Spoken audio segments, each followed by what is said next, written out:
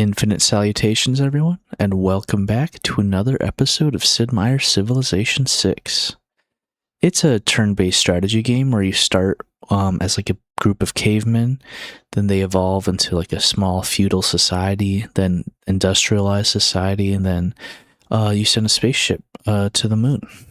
And we were playing Abraham Lincoln, so let's not waste any more time and continue our campaign.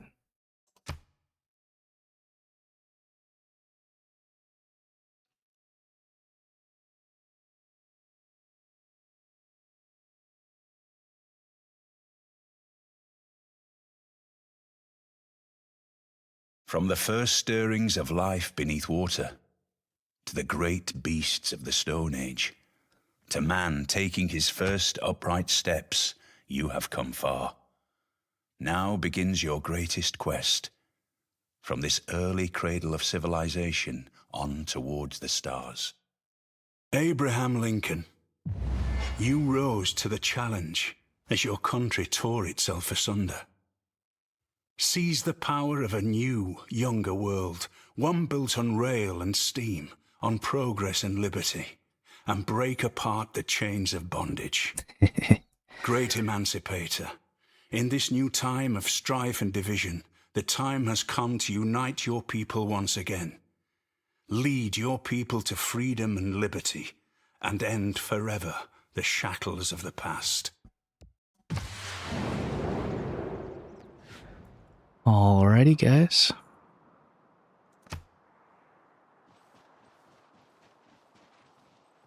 It is not wisdom, but authority that makes a law. Alrighty, guys, we have got the Civic Code of Laws. With your people entrusted to try Code of Laws, government, and social policies are free this turn, and we unlock Discipline, Survey, God King, and Urban Planning. Let's take a look at our government. So we have one military slot and one economic policy slot. We are about to wage total war on the barbarians, so I think Discipline is a very wise decision. Economy-wise, I think God King is good to get a Pantheon, as well as yeah. Urban planning is good, but only good when you have multiple city. And we have a singular city. Let's confirm these policies. Now we can choose a civic. We can choose craftsmanship or foreign trade. Let's dip into foreign trade, and if I don't find a second continent, I'll switch to this, and we'll like juggle them back and forth. My scout is being harassed by this warrior. Let's continue. Now this warrior. Proceed to the route. Now this scout. Anything cool over here? Oh my goodness, we got another Amazeballs campus. Oh wait, no, wait, what? Oh, because it's okay. The game doesn't recognize that's fair. These are mountains. Well, this might be a coast actually. This looks like this could be like a beach, or like, I don't know. We'll have to see. Yes, it's all coming together.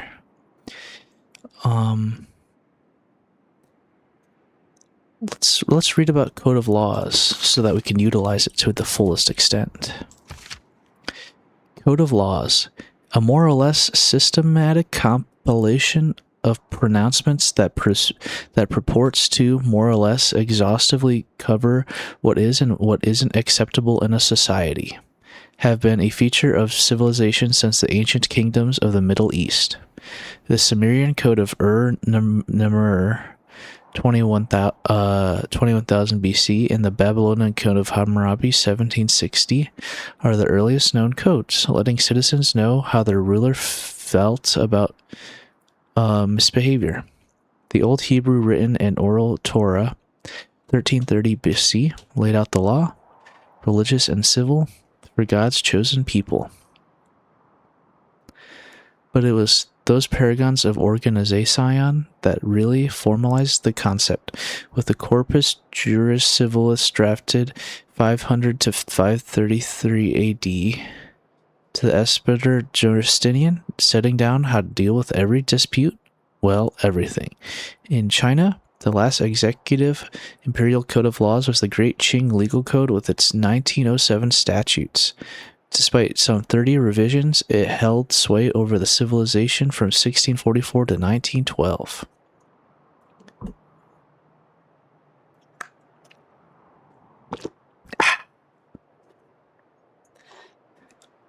Codes of laws naturally conflict with an idea of autocracy, a rule by one's individual judgment.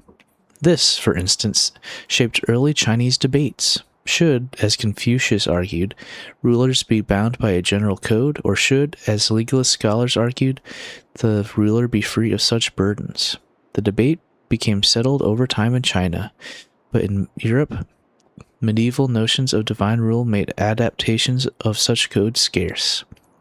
But as feudalism faded and strange ideas of equality and nationalism percolated, a new generation of codes was spawned, exemplified by the Prussian Code of 1794, the Code Napoleon 1804, and the German Civil Code 1896. The latter two have served as the model for the majority of the codes in current use.